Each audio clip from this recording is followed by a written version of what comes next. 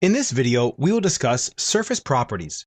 If you'd like to follow along with this video, please open the file surfaceproperties.dwg located in the training folder as discussed in the Working with this dataset video. Surface properties allow you to change many of the settings and order of surface operations. To navigate to your surface properties, simply select your surface, and in the contextual or in Modify panel, choose Surface Properties. The Information tab is pretty simple. You can simply change the style and render material for this surface, as well as the name. Let's say we'll change it to contours and triangles just for the heck of it. Click Apply, and as you can see, it's changing it automatically. In the Definition tab, however, there are many build and data and edit operations that you can change, as well as the order and surface definitions. As we look over here, this is one of the things that makes Civil 3D surfaces much superior to other surfaces. They actually store every data entry that you've ever done to the surface. What you can also do is toggle any one of them off to see if it's something you want to get rid of. Let's say you want to get rid of this exterior boundary. Click Apply, rebuild the surface, and as you can see, we're done. If you want to completely remove a specific data operation, simply right-click on it and remove it, and it will be removed forever, so be careful with that one.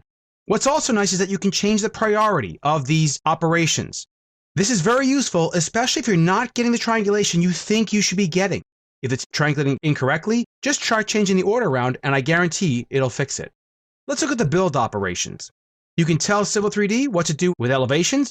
So for instance, if I want nothing below 0, I would say, hey, put nothing below 0 in there, as well as don't allow anything above a certain value.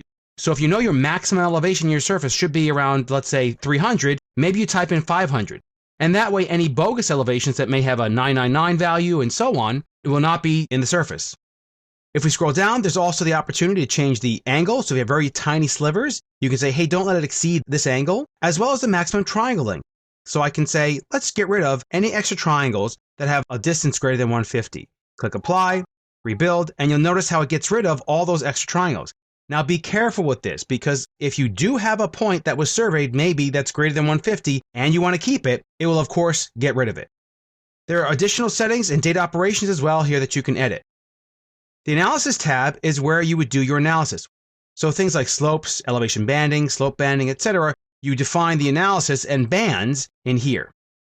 Lastly, the Statistics tab is a great location to see what your maximum elevation is, your minimum coordinates, the number of points, maximum triangle area. If you want to copy this out into, let's say, a text file or even AutoCAD, just simply right-click, copy to clipboard, and then paste it using Control-V.